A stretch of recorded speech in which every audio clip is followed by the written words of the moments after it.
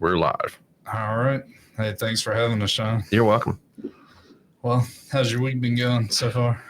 Man, it's been busy. I was in court yesterday, and I'm on a murder case. I'm working. It's pretty rough one. So yesterday was pretty busy. I didn't actually get to do the show, and but today I was there. So you never know. That's the life of a criminal defense lawyer. You're back and forth a lot. So.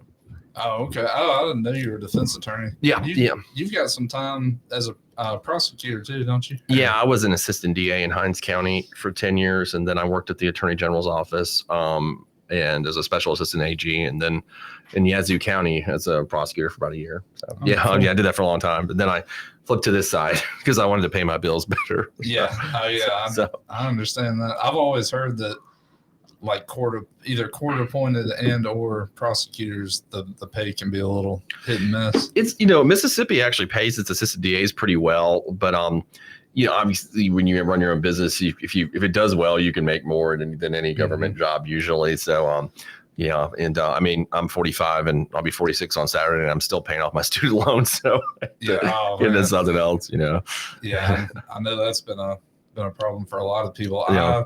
I got lucky, going through the ROTC program helped me out. But one of my buddies has a brother that is an orthopedic surgeon, and I imagine he's still dealing with that himself. But yeah, it's so. What do you do for a living?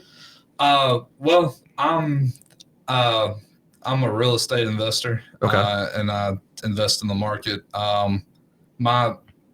I used to work, one of the, I guess, more high profile jobs that I used to have is, I won't say the name of the company, but I used to work for a defense contractor as a proposal analyst. Oh, wow. So yeah, what I help them do is price radars and stuff like that to sell to the military and that sort of thing. That's pretty neat. Yeah, I've got a friend that really one of my best friends. I'm going to his wedding in Hawaii in a month, and he worked for a defense contractor that one time he asked me to help him supply eyeglasses for the people in Afghanistan, because I had some Chinese, cool. I had some other businesses going where I did that kind of stuff, and so that's cool stuff. Nice. Yeah, speaking of China, another thing that I did that I want to use for our podcast and our YouTube channel some too is I decided to get a drone, and it's a Chinese drone. Oh yeah. So I'm wondering if that's going to end up, if some of that stuff's going to get banned. I think I saw where they have to make a decision by like the end of the year or something like that. And oh, really? Yeah. No. I'm the only person I know that doesn't own a drone, and I keep thinking about buying one, but then I know I'll use it like one time and never again. So I don't do it. This is like the telescope you guys saw when you walked to my house. Like I set it up and I used it one time, and I'll never use it again. Yeah. I've still got some stuff to build out in our little makeshift studio too. So I was like, I thought about spending some money on that, but then I was like, but the drone would make for some cool YouTube videos. Right. Yeah. Yeah, they do. They look great. So I was like, I guess I'll go with that first, but yeah, we've got to get to the other stuff too. Hey, so if you don't mind me asking again, What was that you were telling us about Turkey a minute ago? Oh, my dad's from Turkey. Yeah, he's from Istanbul. I got a lot of family there, but yeah, he came here in 1968, and right after high school, and so that's why I'm here, obviously. Yeah. So yeah, but he came to Miami, and that's where he met my mother, and she's not from Turkey, but she's originally from Ohio. But yeah, so that's my Turkish connection, because that's why I got such a weird last name. Okay. Yeah, right. Yeah, I remember when I first saw your last name, I was like, I wonder if he's Jewish or what that is. I don't know. Yeah, it's Turkish. It's Turkish. That's cool. Yeah, I'd love to be able to go over there at some point. I've heard it's a really beautiful place. Yeah, it's really nice. I haven't been in many years, but it is it's like 2005 or something. It's been a while, but it's nice. It's a very westernized Middle Eastern country. It's not like what you think, like we see on TV. Like it's not like Iraq. Oh yeah, yeah. No. Well, I'd heard up until, and I mean maybe even now, even though I want to say they're telling people to get out, or at least Americans to get out of Iraq, but I had heard, at least from some other content creators, that Iraq had actually, a lot of the main towns had kind of become normal again. Oh really? Huh. I can't verify it, but I know I've seen at least one content creator that is from there that, I mean, he swears that everything's pretty safe and normal, but That's pretty cool. Yeah, we'd just be taking him at his word then. And since Shaun is joining us for the Divine Economy podcast, just to introduce him real quick, this is Shaun Yurtkuran. Am I saying that correctly? Yeah, that's close enough. You're good. Okay. Yeah, that's good. And yeah, he's got a background as an attorney, and as he's told us, he owns a law firm now. Yeah. Mm-hmm. Yeah, and I do have a radio show on WYAB called Crossing the Aisle with my girlfriend who's a Republican and I'm a Democrat, and we debate the issues from those perspectives. And we also do our own podcast here. Obviously, it's why I got this room set up like that.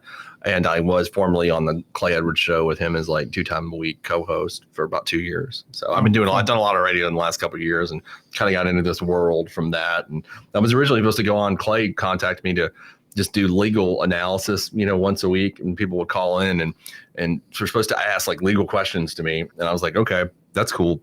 Sounds like fun.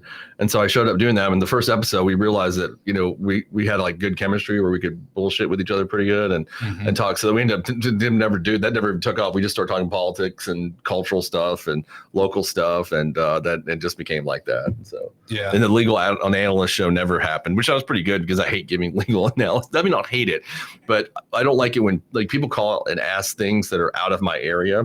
Because I think it's when you're a lawyer, the problem is that people think you know everything about the law. And like, literally, if you ask me a question about divorce or family law, I know nothing. I know as much as the regular person on the street. Like, cause like, never done that. You know what I mean? Like now, if you get charged with murder, I'm a good guy to know, but because I do know about everything about that. Cause, but when it, if it comes to some kind of other issue, like a civil law issue, I don't know much about that. I'm kind of like, this is my area is criminal law. It's what I know a lot about, and constitutional law for that matter. But so like I was worried about people calling in and saying like, I got this child custody issue. And I'm like, I don't know anything about that. Zero. Yeah. So, how do I stop my wife from getting all my stuff? Yeah. I mean, I know what I learned in law school, like 20 years ago, but I think I got a lot of doctor friends that say the same thing. Somebody be like an orthopedic surgeon or a vascular surgeon, and they like ask them about something totally unrelated, like, oncology. And they're like, I don't know. I don't know anything about that. It's not what I do. It's not my specialty. Yeah. So. Well, that's cool. I've got a buddy that's an attorney too, and I believe he's in mergers and acquisitions, which seems to be a pretty hot area of law to practice in. But sure, sounds but I bet that does well. I just that's another thing I don't know anything about. But anyway, since we're talking about Turkey, what's your opinion on what's going on between Israel and Iran right now? Well, that's a complex question. Yeah. So, very complex. Obviously, what we're encountering a situation where now we're sitting here on Tuesday, June 17th, right? Mm-hmm. And last Friday, it was interesting. So Lindsay got an invite to the White House, and so I was her +1. So we went to the White House Friday, and we were supposed to be able to meet the president, but Israel decided to attack Iran, so he had better things to do, which understandably he's busy for that. This has been an issue with Israel and Iran for a long time. And quite frankly, for the United States and Iran, we've since the Islamic Revolution in 1979, we've been in a constant state of friction with them, and they're obviously sponsored terror groups like Hezbollah and Hamas. Mm-hmm. And I mean, they're bad actors, and we know that. I think the problem that I'm having now is, are we going to commit American troops to another adventure in the Middle East for another 20 years or something? Because I think it sounds, good on paper, like, okay, well, let's just go do the bunker busting bomb and go bomb Fordo and get rid of their nuclear capabilities. Because everyone agrees, no one wants Iran to have a nuclear weapon. I mean, we all agree with that. Like nobody's like, yes, we want the Iranians to be nuclear capable. Like nobody wants that. But the problem is are we just got out of 25 years of this, and are we willing to commit the next generation? Our generation already did that, like, are we willing to commit and I'm older than you, like we already went through this, and now, and which the result of that was bad. I mean, it wasn't like we had a good result. Afghanistan, the Taliban is back in power. That's who we took out back in 2001, 2002. Yeah. I agree with probably 99% of what you're saying, but the way that we withdrew from Afghanistan, man, it was poor withdrawal for sure. But I'll tell you what, if you look at it from a historical perspective, and I totally, it was bad. I mean, there ain't no, the Biden administration messed that up. But I mean, we had the same problem when we left Saigon. Yeah. And in 75. It's not the first time. It's not when you withdraw from a combat zone like that, it doesn't always go the way you think it's going to go, just from, like I said, from a historical perspective. But I mean, that withdrawal from Afghanistan you're talking about, Trump initiated that. Not saying that that withdrawal was his fault. What I'm saying is we had to get out one way or the other. Yeah. Whether maybe if he was president, it would have been better. I don't know, how that would have turned out. But it would have ended the same way, whether our withdrawal was good or not, with the Taliban regaining power. Whether nobody had died or not, the Taliban was still going to be the power structure. And so we spent, 20 years there for that. That was, I mean, we lost all those lives and money and equipment for that. To go right back to, that's my problem with it. And I think people are not, this is happening so quick. I mean, this is just Friday, Israel attacks. Mm-hmm. And now the president over lunch today is in the Situation Room and they're discussing strikes. Okay, well, we start out with airstrikes and that sounds fine and dandy. But the next step we get to is regime change. Yeah. And that's what I'm afraid of. And I think a lot of people, it's kind of interesting. There's a war on the right about it right now, where you see people like Tucker Carlson and Marjorie Taylor Greene and Charlie Kirk are totally against going to war. And then you've got the neocons that want the war, so that there's just a big fight between those groups. And that's an interesting thing to see. You didn't really see that in 2003 as much. You're seeing the media, I think, is what's concerning, repeat the same mistakes they did back then. They're being compliant. I always see, like, whether you're watching CNN or Fox News, you'll have somebody from the IDF, the Israel Defense Forces, mm-hmm. on discussing, why we're doing this, why it's a good idea, how close Iran is to a bomb, blah, blah, blah. And it's like the same setup. And I'm like, did we learn anything from history? Like one thing, and that's what just scares me. I hope I'm wrong. I really do. I just don't think I don't think a ground invasion in Iran is going to be a good thing for this country. Yeah. And according to history, you're not wrong for sure. I mean, yeah. I could, you said you have a military background as well. So the Marine Corps. Mm-hmm. Yeah. I think having a military background gives you an appreciation for peace much more than because it's not me or you going to the war right now. We're not, I mean, how old are you? I'm 36. And you've already served, so you're not even right. You're 36. I'm 36, 35, or 36. Okay.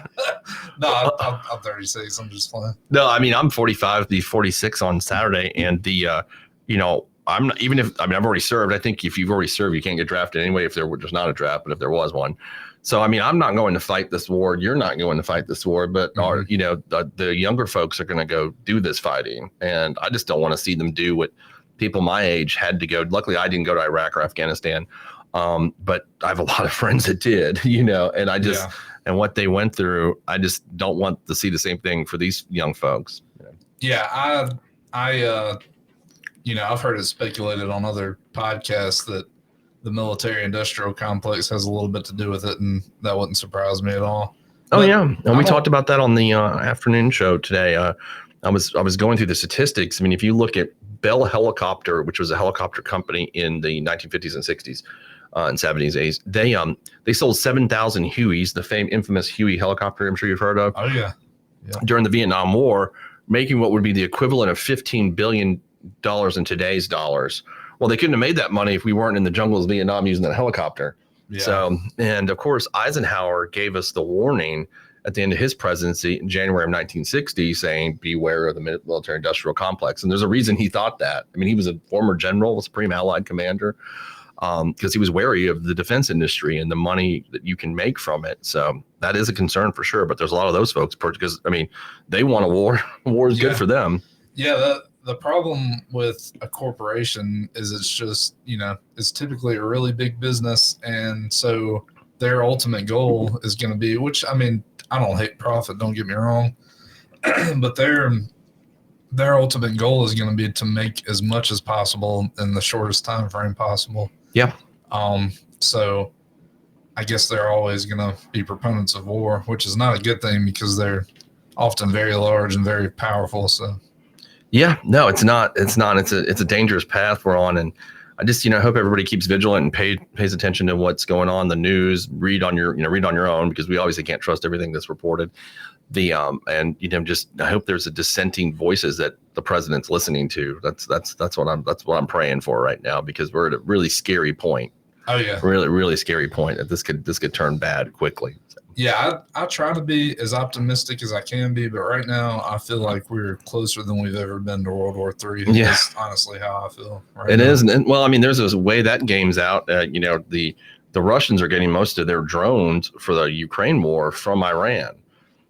Did the Russians get into this? I mean, I don't know. The Chinese then? Does the Chinese move against Taiwan? North Korea? Yeah, I mean, it could really start compounding. Is my concern too. It's a scary thing, Sure. I just wish we left this. I support Israel fine, but I don't support them enough to start World War III or lose a lot of American lives in their war against Iran. To me, it's their war. Yeah, and if they want to fight it, they need to fight it. To me, supporting somebody doesn't mean that you can't say that they're wrong from time to time. You know what I mean? Yeah, or we should die for them in their war. I mean, I didn't see the Israelis jumping into all of our wars. So. Yeah, and no matter who is initiating a war, mass killings of civilians, I don't support either under any circumstance. So, yeah. Chris, were you? Yeah, Shaun, I was just going to ask. I know you're not a military analyst. I get that, but I was just curious.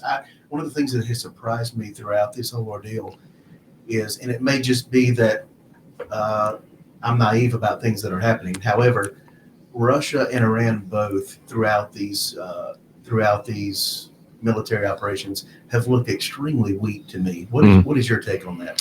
Yeah, I think that's a good question. I follow both, the war in Ukraine pretty intently too, just because I know there's a, part of the American public that didn't want us to give the Ukrainians any money. Of course, we've all heard that. I'm on the opposite. I think that was actually good for us to give them money, because the Russians are bad actors, and they always have been. I think what we've exposed through just, no American lives lost, and that's kind of always my goal with the Ukrainian war. We funded them, and we've proven that the Russian military is a paper tiger. It's kind of what they've been. And I read, a few months ago that the Ukraine, I keep saying we funded it, but we didn't do the fighting. That the Russian military capability, it'll take 20 years for them to rebuild what's been destroyed so far. So I think that's been a positive step, that we realize that they're not the behemoth we might have thought they were. Yeah, what has made me feel a lot better about the Ukraine situation is their use of those FPV drones. I shouldn't laugh, but I've seen a lot of footage of, and it's really not funny, of drones just chasing people down, and they're basically flying IEDs is all they are. Yeah, I read there was a really good article in the New York Times a few months ago about the drone war in Ukraine, and just broke it down. Like, God bless, this thing is insane. I mean, it's turning it into World War I, like the trench warfare, where you can't move because the drones are going to just see you. You can't do anything. So it's really changed. It's changed the face of warfare for sure. Yeah. Speaking of us both having prior military experience, I was thinking to myself, man, how lucky are we to not be engaged in this aspect of warfare right now? Because we just missed this. So. Oh yeah. I'm definitely happy not to be in, for sure. That's I'm sure that would be the same thing in a ground war with Iran, where they have tons of drones. They make tons of drones in Iran, and then we face that kind of war. So yeah, I mean, not that bullets and regular bombs aren't bad too, but I'm just glad to not have to deal with the FPV drones as well. So. Well, I read some soldiers in Ukraine's account of it, and they're talking about the Russian drones. Now, Ukraine apparently has a much better drone infrastructure. Like, they're better at making drones than the Russians. I thought that was pretty interesting. But the Ukrainians say that it just makes war really more personal, because like a drone, it's like a guy's playing a video game. He sees you, and the drone guy is following you. So it's like going after you personally, instead of like a mortar round that just kind of hits someplace and sort of like that. So it says it's kind of scary, because it makes it a very, very personal thing. Yeah, I didn't even think about it that way. But now that you say that, it definitely makes sense. Mm-hmm. And man, what a scary thought to be running for your life, and all of a sudden the drone comes up and just takes you out of the game. So yeah. No, yeah. One of the things, if you don't mind, I know this is kind of shifting gears, but sure. One of the questions that I wanted to ask you, correct me if I'm wrong, and I know you've probably been over these kind of things on your broadcast, but I know you lean to the left, correct? Yeah, I would say I'm a center left guy, okay. Right? Sure. What is your opinion about the legality, regardless of what your opinions are about what they're actually accomplishing? But what is your opinion about a single federal judge being able to stop the agenda of the president? You're talking about just as a whole, like a policy where, where the law is where a federal judge can enter an order and it stops, like just a district judge, you mean? Right. For maybe an executive order or something. I'll tell you something, this is where I'd actually probably lean more conservative. Not talking about the constitutional validity of the president's executive orders, which I do disagree with, but the power of district courts. This is before the Trump administration. I've always had an issue because this is not just applied to the presidency. This is applied to, anything else that happens when there's an injunction. So like the Eastern District of Texas district judge can enter an injunctive order that is applicable to the entire nation, on whatever issue, whether it's executive order or some kind of lawsuit, or there was something I recently about like Title IX they did last year, and one court in Nebraska issues an order and it affects the entire nation. Yeah, I think that's an issue when it's just a district court that does that. So I'm not a fan of that. That's the way the law seems to have played out. Now the Supreme Court's going to have to ultimately decide. That's the way it's always been, though, as far as I know. They've been able to do that regardless of what the issue is, if it's some sort of injunction. Now, I think once it gets to the appellate, there's what we have what's called circuit appellate courts, like the appeals circuit, like the 8th Circuit, 9th Circuit, those things. And I think if it comes from one of those courts, I'm a little more okay with it at that point because that encompasses several states. But to your point, the single district judge stopping, like a executive order seems a little bit ridiculous to me that they're able to do that. Because like you can go to any district, you can just judge shop at that point.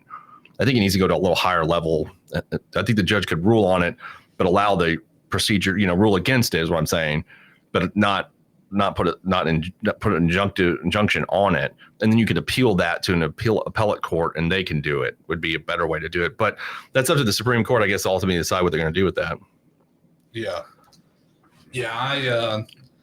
I don't know as much about judges' abilities as you do, but I remember not too long ago, in terms of Congress and the Senate, it seemed like a lot of people were calling for term limits, and I'm wondering if it seems like that's kind of disappeared from people's topics. I hope we can eventually get to where, because if I'm not mistaken, and I'm just talking about the Supreme Court here, but I know that the guys that get put into positions in the Supreme Court, they can serve pretty much for the rest of their life, if I'm not mistaken. Yeah, Supreme Court's a lifetime term. So are federal district judges, though. Oh, okay, they are too. I didn't even know that. Mm-hmm. Yeah, federal district and appellate, federal appellate courts, they're all. Well, the framers kind of set this up this way in the thought process. Then politics should be taken out of a judge's decision. You're not worried about your jobs. You're not, you're not elected. You're not appointed for a small term. So, and then reappointed magistrate judges, I believe, are reappointed, but the actual district judges, I think that's a lifetime. I'm pretty sure that's a lifetime appointment. So I'm in favor of that when it comes to judges, because I think that their ruling should be independent of politics, even though sometimes it's not. But I mean, that just depends on who you appoint. Maybe you appoint somebody that's left leaning, they're going to lean that way, or if you appoint somebody right leaning, they're going to be that way. But sometimes you never know. Like right now, the right is going crazy about Amy Coney Barrett, who President Trump appointed last term to replace Ruth Bader Ginsburg, who everybody thought was going to be a pretty hard right conservative. She's kind of turned out to be more of a moderate conservative. Yeah. And so, you just don't know. I mean, judges are going to, they adapt, they rule the way they're going to rule. But I think I do like that the independence from politics that a lifetime appointment to that kind of position provides. And, I mean, politics is cyclical. I mean, it's the 10 years, the liberals are going to be mad about the lifetime appointments. So, there was this push on the left a few years ago about get rid of the electoral college. They're always talking about that, right? Mm-hmm. Well, I mean, what they don't realize is, political winds tend to change. California voted Republican until like 1988 for the presidency. I mean, pretty much every time. And people don't realize that. Texas votes Republican every time now, but I mean, there may be enough people the next 10 years that becomes a Democratic state. And if it does, then the Democrats are going to kill it in the Electoral College. So I hate basing constitutional decisions or kind of the institutional changes on current political wins is my issue. I'm kind of like an institutionalist, I guess you would say. I remember too, not too long ago, people were talking about how they wanted to change the system to be popular vote as opposed to electoral vote. What are your thoughts on that? Right. See, that's something I don't agree with either. That's the left kind of pushes that. And this is, again, I stray on that thing because I don't think we should change it based on, current political wins. And so the left is like, oh, we're losing these, elections. And so we've got to now change the Constitution. Well, I don't think that's a good idea because like I said before, California was a Republican state for a long time. Mm-hmm. There's nothing to say that some state's not going to have a leftward bent 20 years from now, and then it's going to go back. I mean, who knows? That's just the way, politics tends to work. And that's why I think we've got a kind of perfect framework with that. Electoral College also provides smaller states a voice in the system, which I think prevents anarchy.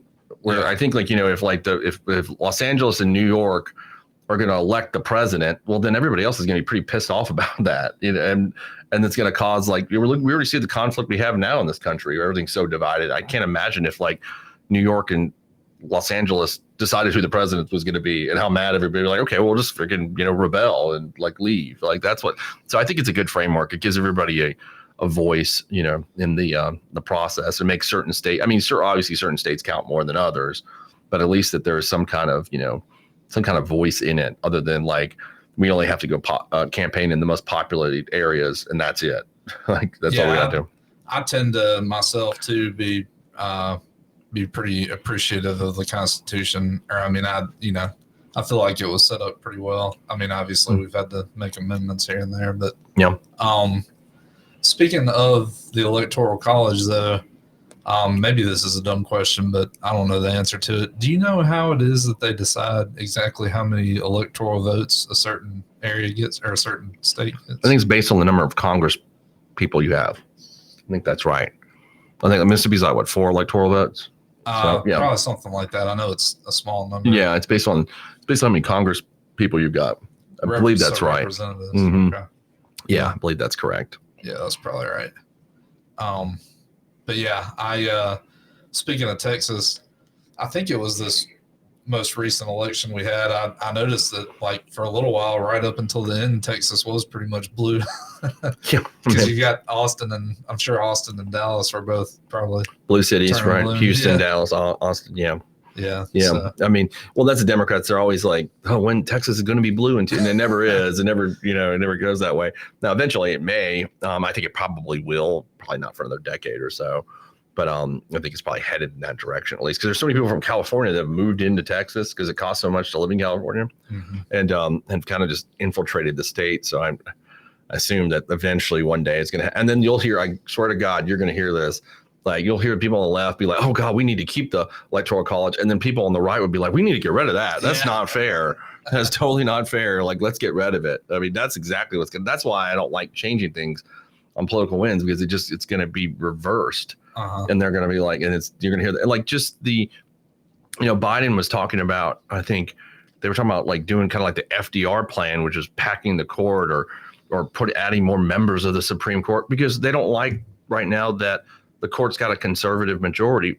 Well, it had a liberal majority for a really long time. If you know the history of the court, especially in the 1960s with the Warren Court, which are a lot of seminal decisions that we've got today that people don't really realize, your Miranda rights, your right to counsel, free counsel, that all comes from the liberal 1960s Warren Court. And so the Supreme Court changes over time too. So trying to be mad about it, in a current time is, to me, is stupid because it means you don't know anything about history. It's going to change. They're going to be, eventually it'll be liberal again and then it'll be conservative again. I mean, that's the way our system is. Yeah. So. Even though, I consider myself leaning a little bit to the right, I do, what am I trying to say here? I guess what I'm trying to say is I would never want everything to just lean to one side all the time. Because even though I lean to the right there, I don't know, especially on the environmental side, sort of issues that I just don't think any one side of the political aisle is right 100% of the time. I mean, I know they're not. So. Yeah, exactly. I mean, I think it's good to have a robust debate because you don't, whenever you get any one party in power and have absolute control, then things get a little wacky. California is a good example of that. I think Mississippi, while it's doing better, is a good example of that because I think, it can be too far to the right. And California is way too far to the left. Yeah, we're both extremes. The extremes because it's just, the Republicans have all the power here and the California Democrats have all the power. So they just do whatever they want and they just fight within each other. And that creates, issues. I mean, it's even like with President Trump. Well, I've never voted for him. Okay. But I'm also not one of those people that just hates everything he does. Or, I'm never I'll look at it analytically and say, is this something I agree with? He said something a month ago about doing what's called a most favored nation status on prescription drugs, which means that, we pay a lot more for prescription drugs in the United States than other countries do. And, we pay a lot more. And he said, look, I'm going to fix this. We're going to pay the same as them. This is BS. And I'm like, oh, I totally agree with that. This is what I really care about is healthcare policy. But I'm not going to, I think when you're so dug in on your side, you're like, you can't look at something somebody else on the other side does and be like, well, I actually agree with that. I support that. So I wrote this big social media post about that. I said, look, this is something I completely agree with. I don't care if it comes from President Trump because the Democrats haven't done this. And this is something I want, So I think that's where we, as a society, especially right now, we get politics become so tribalistic that we can't look at the other side and be like, man, that's a good idea. The border is another example. I mean, I don't agree with a lot of the extreme immigration policies of this administration, but I agree with closing down the border, which the Biden administration didn't do. Yeah. So and I don't know how anybody can look at it objectively and say, yeah, Biden did a good job on the border. No, he didn't. He was pretty bad. That's why Trump's president now. Well, and everybody picks on Biden, but honestly, I mean, I'm sure that problem started probably before he ever even got in office.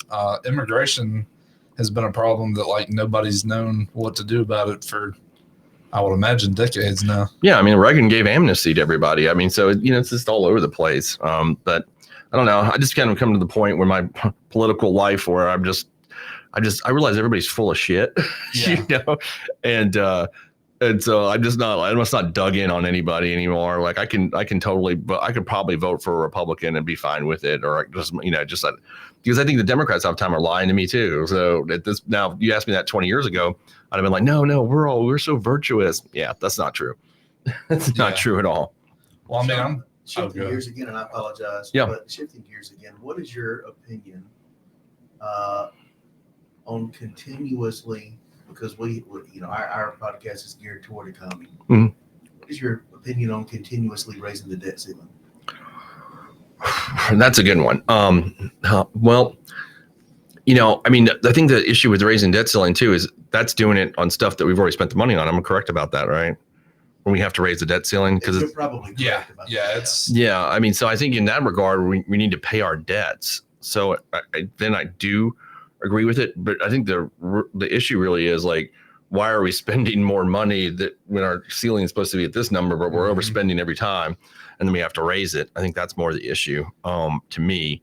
But also, I mean, this is kind of tacks off that last conversation where nobody really is both parties like to spend money. Now the Republicans will tell we want to cut the spending. They don't know this. When they get in power, they want to spend it on what they want to spend it on. And when the Democrats are in power, they want to spend it on what they want to spend it on. They just move it from one spot to another spot is what they do. Yeah. They don't care. None of them really care about fixing the deficit problem. They just don't care about it. That's one of the main reasons and I'm sure many others are tired of the two-party system is mainly just because of fiscal responsibility. Who is going to be, who's going to be the one to say, hey, we need to pay this down? I think nobody, nobody is. Yeah. It's too, everybody just wants to hit up the government for every dollar they can get. Well, I think because, there was this whole contingent of people in Washington that thought deficits don't matter. Well, now we kind of see they sort of do. Absolutely. Man. And and so I don't think you'll see any spending. I mean, okay, look at this whole Doge thing. In theory, it sounds great, doesn't it? Right? Yes, nobody wants wasteful government spending. That's stupid. But in practice, he found a little thing here and there, but it was nothing that was going to really make a giant impact on the budget or on the deficit. I mean, the problem is to fix the deficit problem is going to do something that no politician wants to do. It's going to hurt. Well, it's going to mess with entitlements. Yeah. You're going to have to mess with Security, Medicare and Social Security, and that's the only way you're going to be able to do it. And nobody wants to do that. Yeah. Well, this is something that we brought up in one of our previous podcasts, was that in the 50s, we were spending about 58% of all the money that we brought in, which is, I mean, it's a lot, but it's not too bad.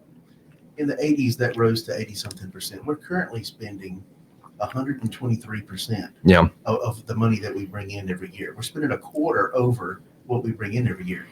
And I just don't, that's not sustainable. We're going to wake up and we're going to collapse. Eventually, that's going to happen. I forget, I looked at one statistic recently. The interest on the debt is a pretty good percentage of our GDP at this point, isn't it? Yeah. Last I looked, our GDP was like 123%. And obviously anything over 100, I mean, even 100% is unsustainable. Mm-hmm. So we definitely eventually have to take action somehow, some way.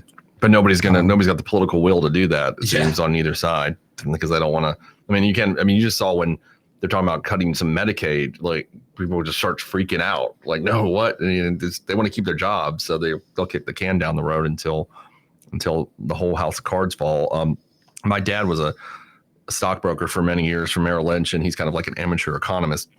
And so, like, he has, I mean, he's 76 and he has all these charts up all day looking at when the eventual, so I'm force fed this stuff, by the way, like when the collapse is coming. And I mean, I think sometimes I feel like he's rooting for it just because they'll prove him right. But well, he's, as of now, from what I'm looking at, because I mean, I consider myself an economist too, even if it is amateur. I'm an experienced investor though, but anyway, as of now, he is right. We are, in my belief and in my view, we are headed towards collapse. And that's part of the reason why I started my podcast in the first place, is because I know that people are talking about this, but I don't think people are taking it seriously enough. And I do not want to become, and I'm not hating on, African countries here, but I do not want to be the next Somalia or Syria or, then I don't want warlords ruling over the country like they do in some other places, failed states.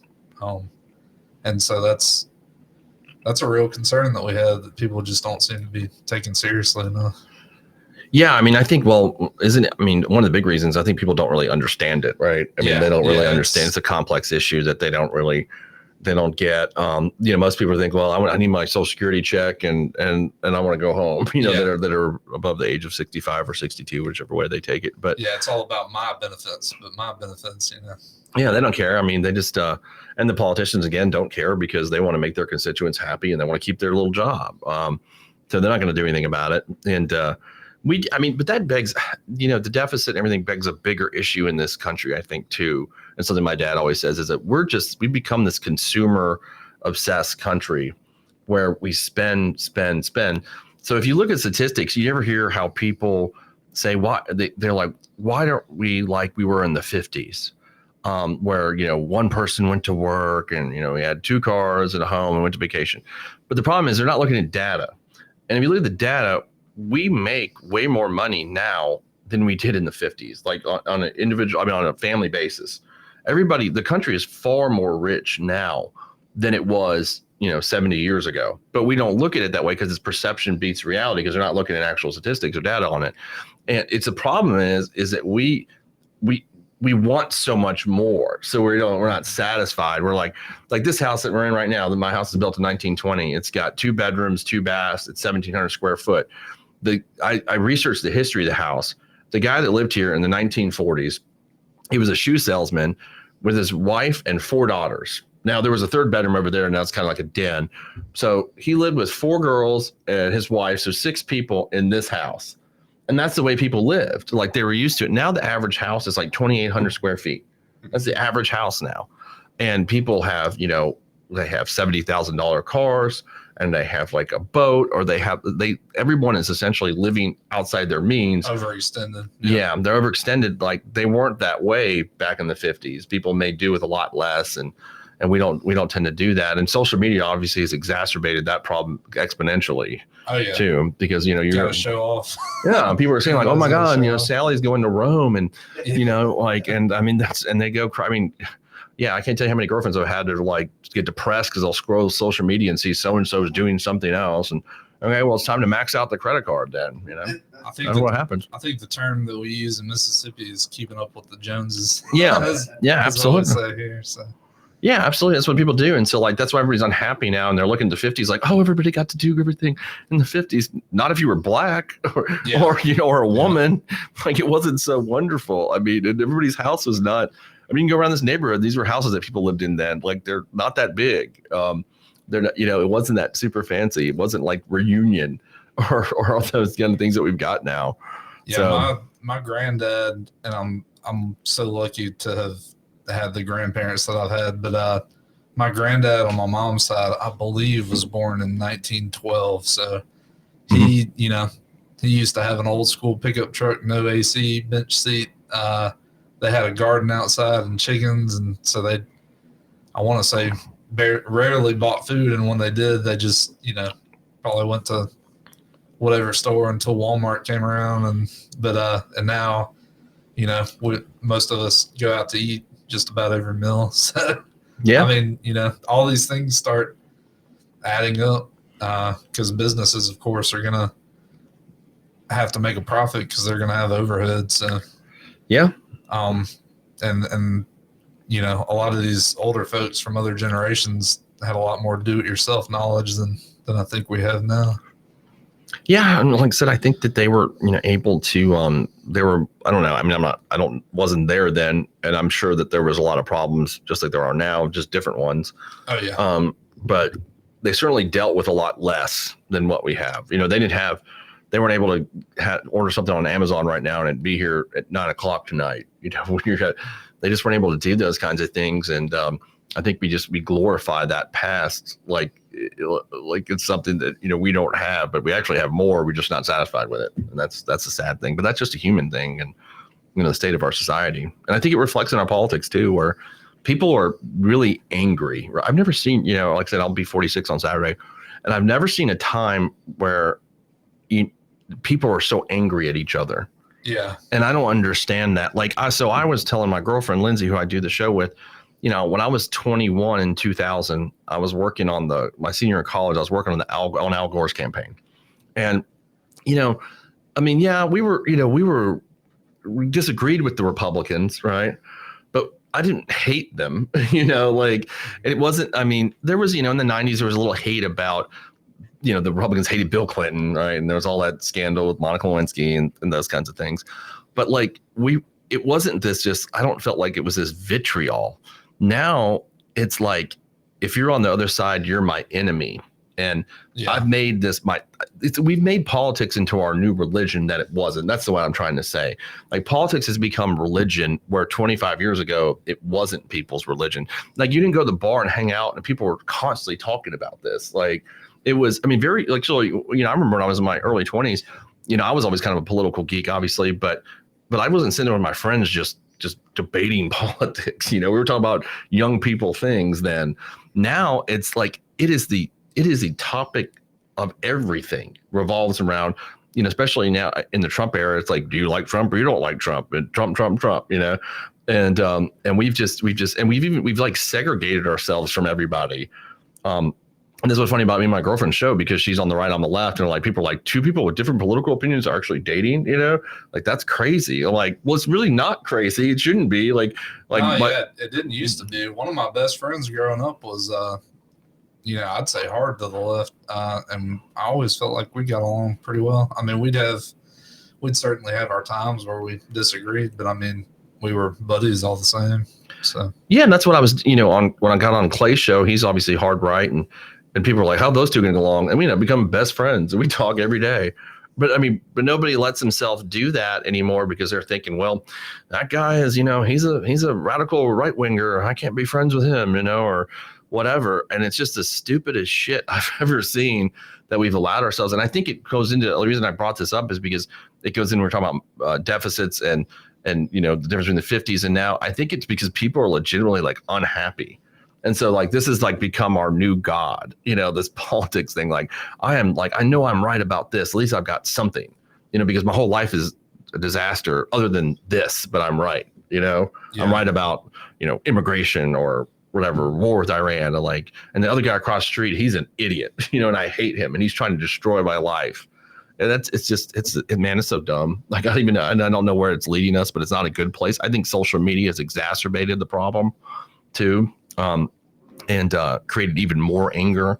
That's why I rarely get on Twitter, because I'm just like, it's a total crap show on there. Oh yeah, Twitter's just a trash talking platform, which I or X, I still forget to call it X sometimes, but I know I need to have more of a presence on there. But every time I get on there, I'm like, man, it's like you've walked into a recess fight in middle school. Yeah, right.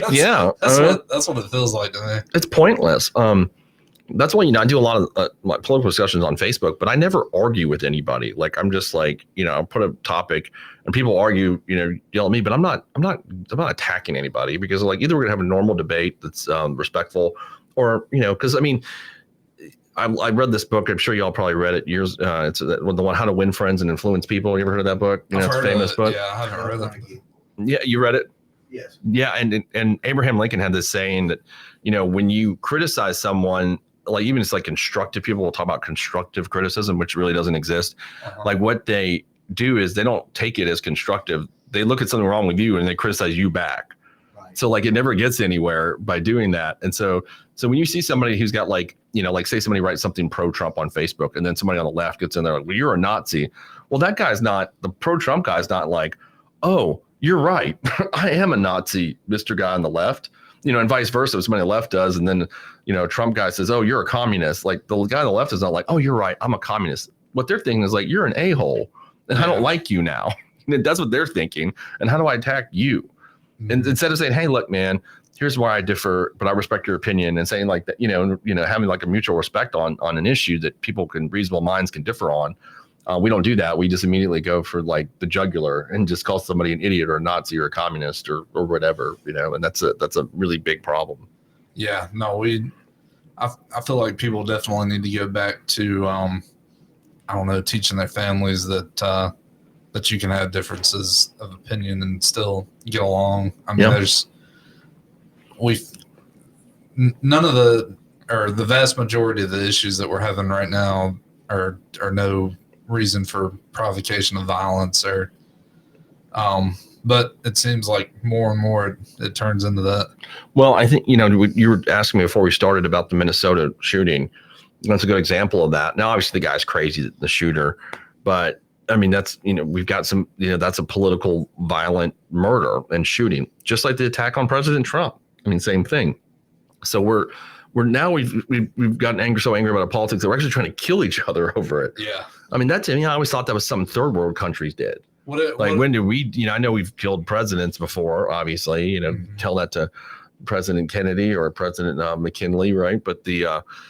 And obviously Abraham Lincoln, and what was the Garfield was the other one, right? But Guiteau was the one that killed him. I think that's right. But so it's like, I think there's been 4 presidential assassinations throughout our history, right? And so, right, and that's right. Yeah, like that. Yeah, it's 4, and I'm pretty sure. But anyway, don't forget that we had one die by duel as well. Which one died by duel? That was Alexander Hamilton. He wasn't president though. He was Secretary of the Treasury. That's right.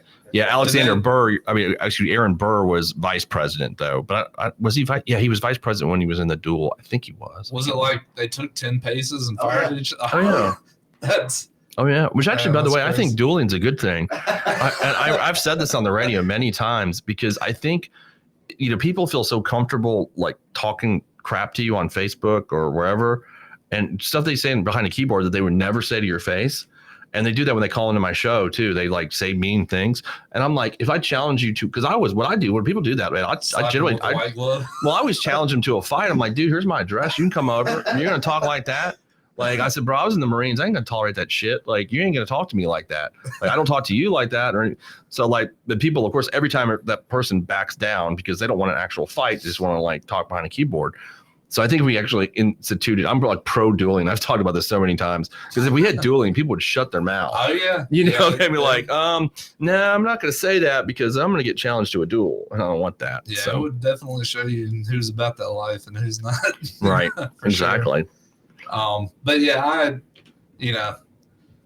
don't know.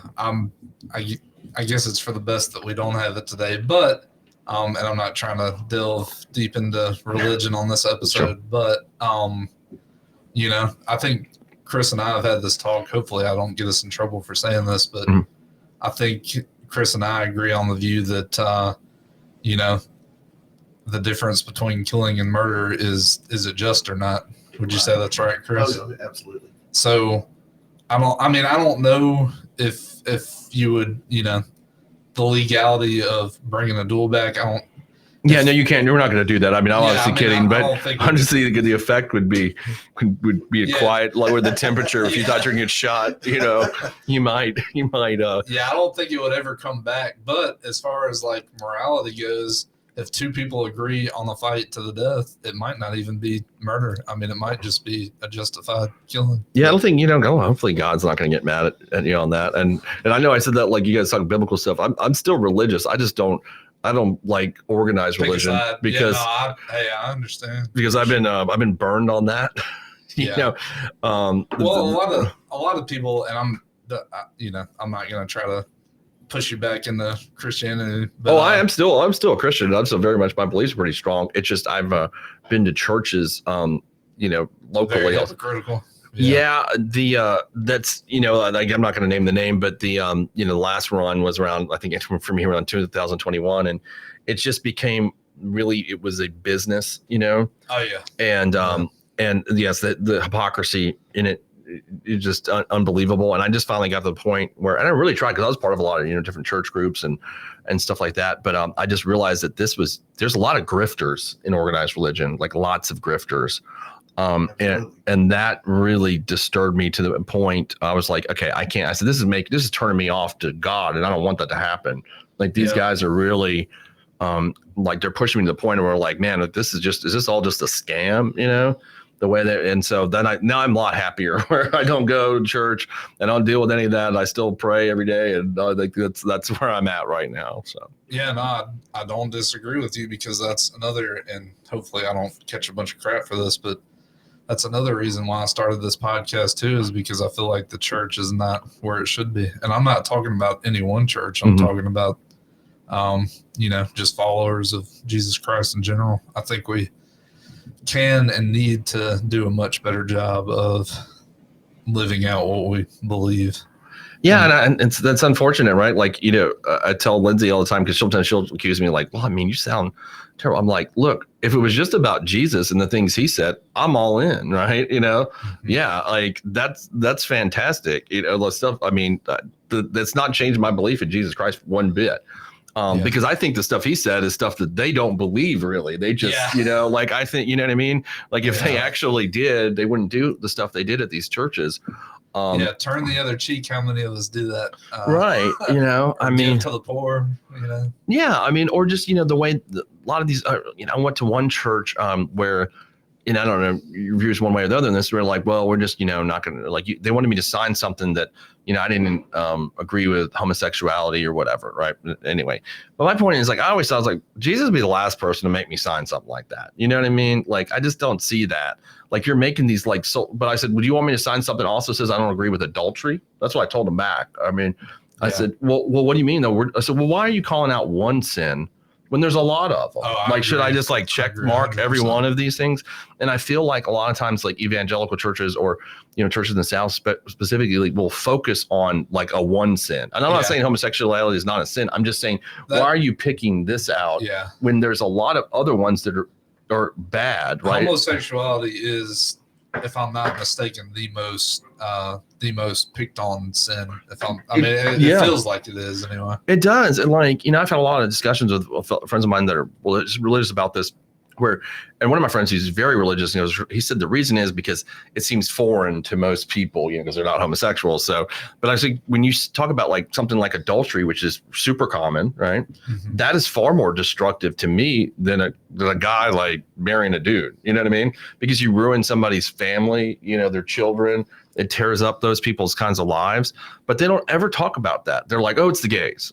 Like, well, what about the dude that's like sleeping with his secretary and ruins his kids' lives because of it? Like we don't talk about that. And I know all sins are supposed to be the same and all that kind of stuff, but you're picking on, specific groups because you don't like them okay, well, I don't see Jesus doing that, I guess was one of my things. Yeah, he would do a lot of things differently than many Christians do. And as a matter of fact, and Chris, correct me if I'm wrong on this, but I believe the woman at the well had a pretty promiscuous background, and I mean, he was extremely kind to her. That's right. She was over.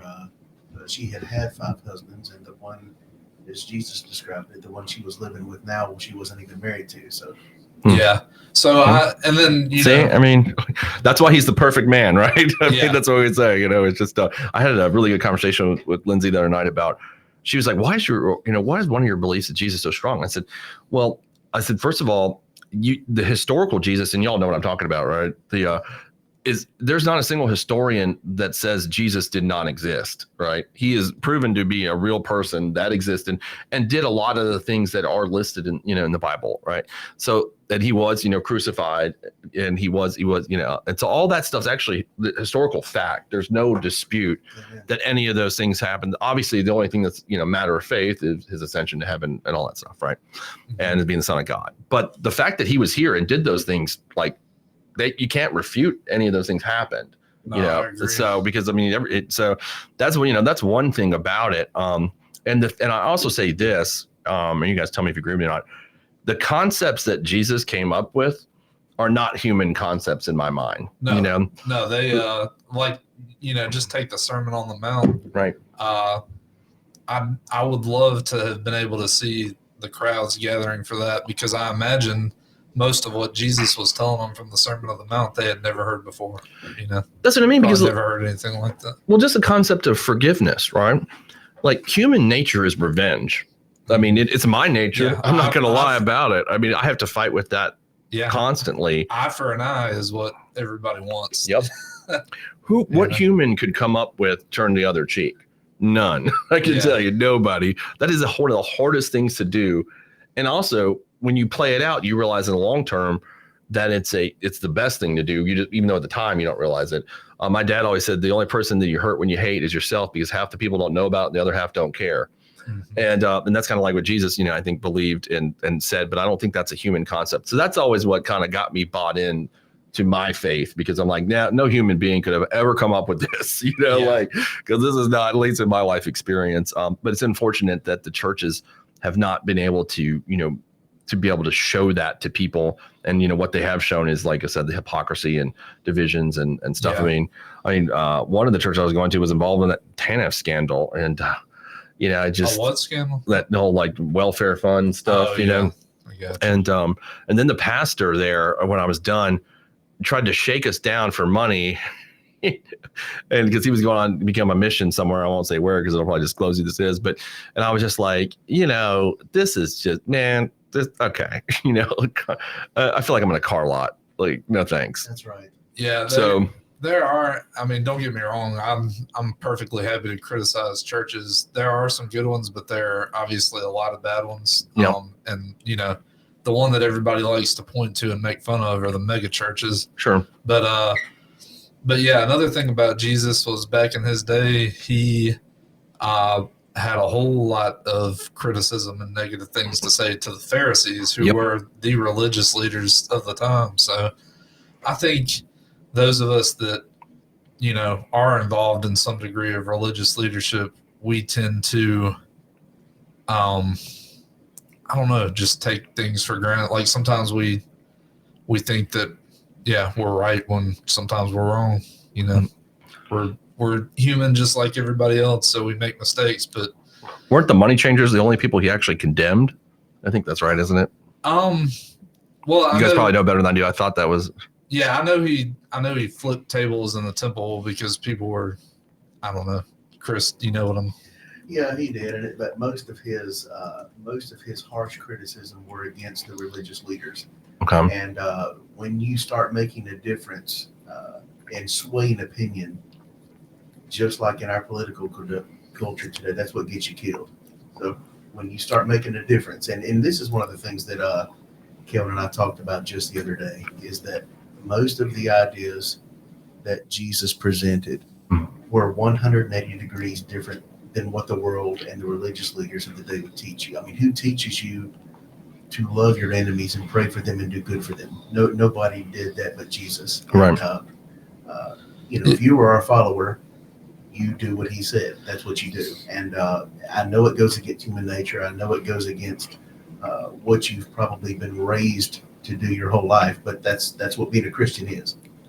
Yeah, that's another extreme example of turn the other cheek that I remember.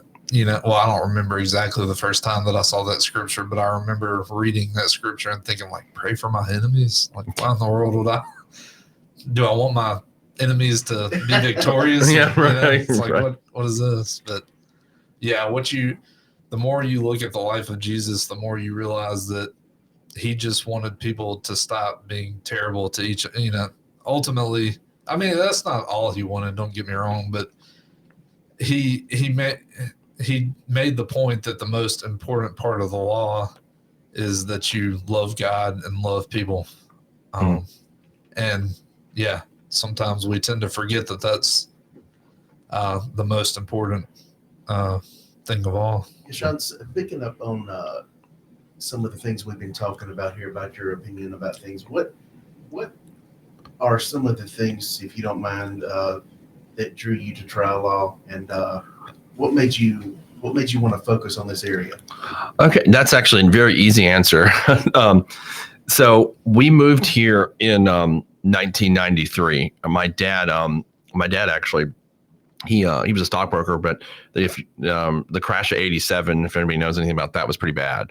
And so we went to several years there in South Florida where he wasn't doing financially very good, and they came and were going to foreclose on our house. And my uncle, his brother, ran a company in Puckett. It was a manufacturing company that made this product called pitch that went into fluorescent lighting. Anyway, long story short, we moved here so my dad could go to work with him, and everything worked out great on that front. But I was pissed for moving because I was a 14-year-old guy, a kid at that time. And you know how you are when you're that age. Yeah, I had friends you didn't want to get away from. Probably. You're up in Miami, and I'm moving to Puckett, Mississippi, which is the only thing I heard about Mississippi, y'all, was it Mississippi Burning? That's when that movie just come out a few years before, and I was like, oh my God, is the Ku Klux Klan there? And I was just like, this is going to be what, and so I was really, really, my sister was a little bit younger, so she didn't put up quite a fight that I did. I've actually, in my adult life, I've had to apologize to my father for my behavior at this time, which was pretty bad for several years. Anyway, so that being said, my mom knew I was really upset about being here.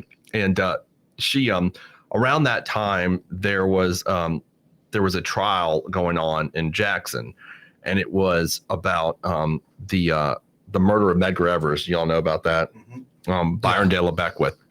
And so my mother knew I had some interest in law already at that age, and my mom would bring me home the newspaper every day, and I'd follow the trial.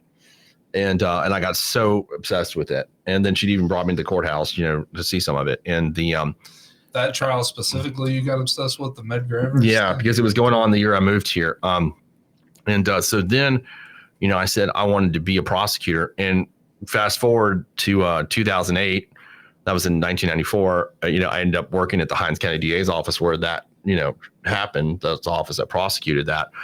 And and actually funny, the guy who wrote the article, Jerry Mitchell, those articles back in the 90s, he actually was the one who uncovered a lot of that stuff.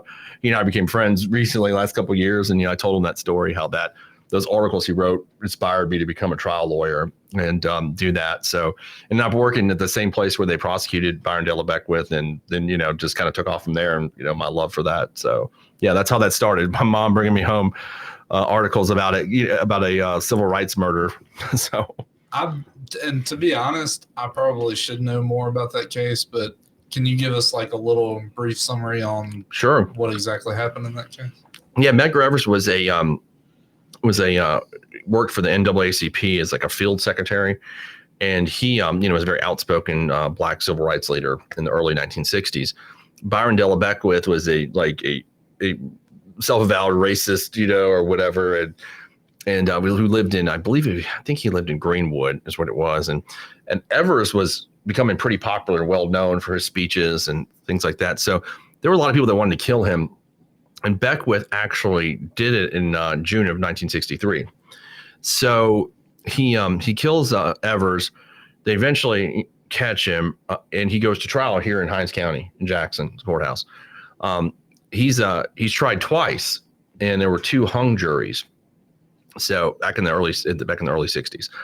Then so the case goes away, and Jerry Mitchell, the reporter for the Clarion Ledger, starts digging stuff up about it 25 years later, whatever it was, in the early 90s. And the Hinds County DA's office, led by Bobby DeLauder, reinvestigated the case and resurrected it.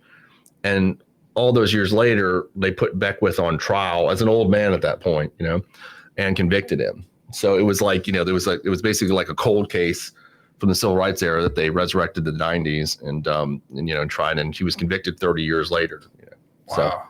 So that's part of it made it so interesting. Is that guy still alive, or he died in prison? He died in prison in 2001. Wow. Yeah. It's there's a good movie about it if y'all ever want to watch it. It's called Ghosts of Mississippi. You've never seen that? I feel like I've heard of it. I guess I just haven't seen it. I'm definitely gonna have to check that out. Yeah, it's with Alec Baldwin and Whoopi Goldberg. But yeah, they made that in the late 90s, and yeah, I still watch it. I own it and still watch it all the time. I know a lot of the players involved. I got really obsessed with that case, and that's why I wanted to be a prosecutor and do all that stuff. So that's how all that got kicked off. I got you. What about what made you? Well, you might have already told us this. I was going to say, what made you sort of go over to the defense side? Well, I know I'm jokingly I said the money, which is just nice. Don't get me wrong, but I think I worked on the DA's office so long. The politics isn't everything we do. Yeah. And that's a political office, and I think I think after over a decade, I got kind of tired of that. And I've just always wanted to run my own business and kind of be my own boss, and I enjoy doing that. So that's what I've been running my own business for over 8 years now, and just I can go do a radio show every day, and I can just gotta do what I want, and so that's actually one of the things that caught my attention about you, and why I wanted to have you on, was because I saw that you were not only a lawyer, but you also had started your own firm. And even though we talk stocks and we talk economics, I consider investors and entrepreneurs to be, part of the category as well. So, well, interesting enough. So I, to that same vein, my dad was an entrepreneur too. My whole family's kind of been self-employed people. And it was kind of weird when I went to go work for the government, right out of law school. And he even said at the time, he's like, "You're not a government person." He told me that. He said, "You are not, this is not going to work for the long haul. I just know everybody." He's like, "No one in our family is like this." And so I enjoyed it because I love the work at the DA's office. It really is fulfilling kind of work there. But eventually he was right. And I got burned out. I actually quit practicing law for a couple of years before I started my own firm. And Dad and I ran a Amazon company. We did that, and we did really well at that. Was it like drop shipping type stuff? Well, no, we'd actually ship to the fulfillment centers, and cool. Yeah, because my dad got into website design and SEO work. When even when he retired, he decided he has to do something. He always has to do something, and so we did that together. I had to take a little break. Working at the DA's office for a long time can kind of burn you out, and I've seen enough murders for a lifetime. Like my girlfriend right now is texting me about this Karen Reed trial in Boston that's going on, and she's like, you watch? I said, I've seen enough murder trials. They actually flew me out to LA a year ago to do a documentary on one that I tried, and which was a really interesting case. And I've just been part of that world for so long so that's why I took a break from that at that point. But yeah, no. So but I just I've always been kind of had that entrepreneurial spirit, and that's why I started that business and my law firm. And now that now I'm doing I got the radio. I got a company for the radio show that we do, and I don't know. I'm sure I'll come up with something else before the end of it, before the show closes. Yeah. Well, kudos to you. I think it's always better to. I think not that it matters what I think, but I think you made the right choice. Being able to have more of your time back and. Yeah, it's nice. Being able to forge your own path, I think, is always a good idea. Yeah, you never want to work for somebody. Is what if you don't have to. I think it's really hard too, because I think most people are really scared about not having a job and a check that comes in. Mm-hmm. That's very scary for most people, and they don't. I think that I just had to kind of one day I just got up and I just quit. Like I walked into my boss's office. I said, I'm done. I had no plan either. I just did it.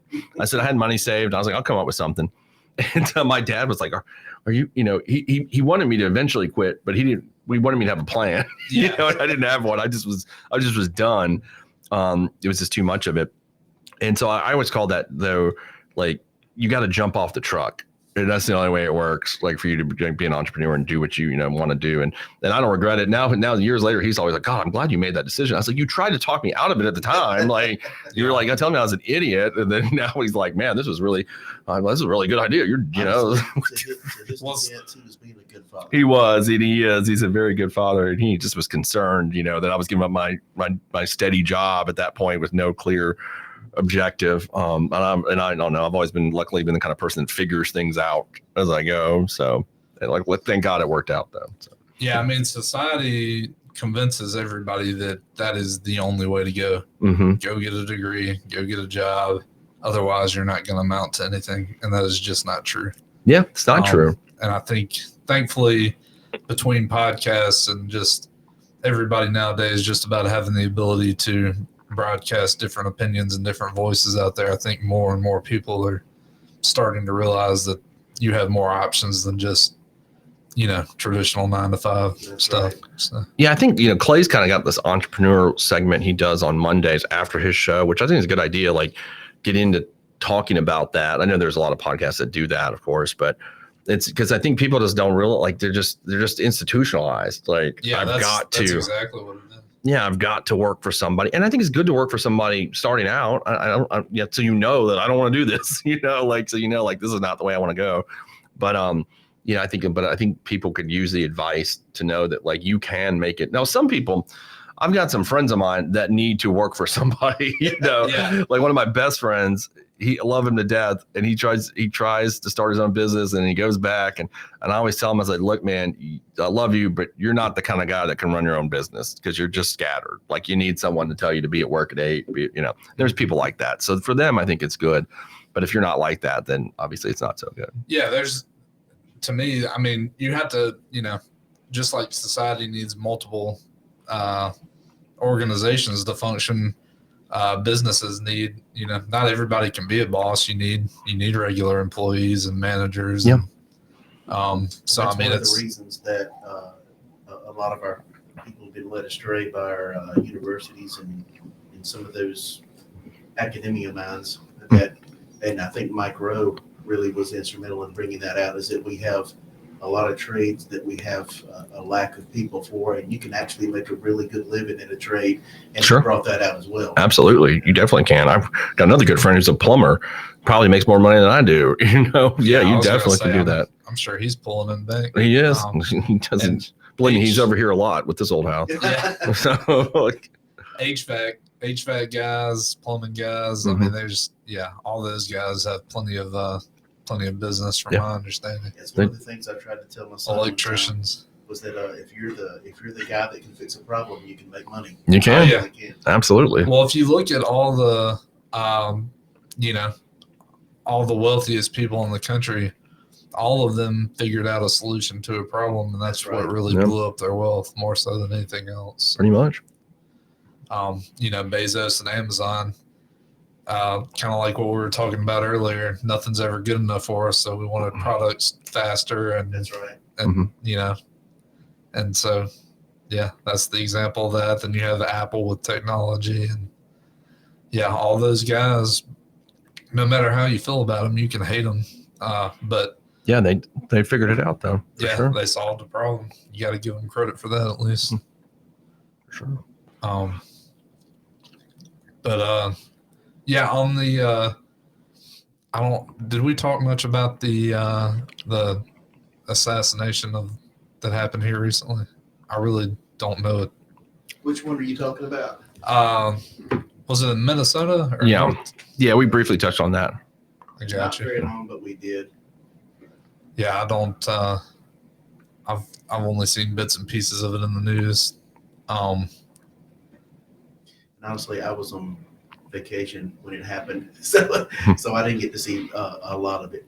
I do know that there were 2 killed, right? They were both lawmakers. Yeah, one was a Senator John Hoffman, and the former Speaker of the Minnesota House, Melissa Hortman, were killed. Mm-hmm. Horrible situation. It's one of those things that we were talking about earlier. Is that not just politics, but everything has gotten so bad that if you disagree with someone, you have to hate them. You have to try to ruin them. And it used to not be like that. I can remember a time, and I don't know if you can, Shaun, but I can remember a time in my lifetime where even people who were at each other's throats on the floor of a political building could go out and have a dinner together afterwards. And once you put those problems away, at least for a little while, you were friends again. And it's just not like that anymore. We've evolved into a society that cannot tolerate a difference of opinion. I mean, I don't know how you view it. Yeah, I mean, Tip O'Neill, the former Speaker of the House of Representatives, and Ronald Reagan used to have a drink. That's right. I think Reagan said, we can fight till 5, but after we're gonna I think they're 2 good Irishmen that we're gonna have a glass of whiskey is what he said. Sure, right. So and I mean, Tip, when Reagan was shot in 81, I think that was, O'Neill prayed by his bedside. Right. He was like ardent Democrat, politician. Can you imagine a Democrat praying by President Trump's bedside? Probably not, right? They would never let a camera see it. No, yeah. I mean, O'Neill did that. He prayed over him and was generally concerned and upset, because they were friends. And I don't know how we get back to that though. That would be nice. Well, one of the things is that you have to have people. You have to raise a generation of people who actually care about their neighbor, and that's what I believe is not being taught enough these days. Is considering the other guy, even though he's got another opinion than you, he's still a human being that has worth, and we need to focus more on that for sure. Yeah, I agree. Absolutely. We hope we can. That's right. Lost my train of thought here for a second, but I had another topic in mind. But I mean, I guess what are we, a little over an hour now? Yeah, a little bit over it, right? Okay. Well, anybody got anything else they want to talk about? No, I think we covered it, man. Good. Yeah. Shaun, we really appreciate it. Yeah, I'm glad. Thanks for having me on. I appreciate it. And I will send you guys a copy of this. Sounds good. Well, yeah, we enjoyed it, man. All right. I'm signing off here. All right.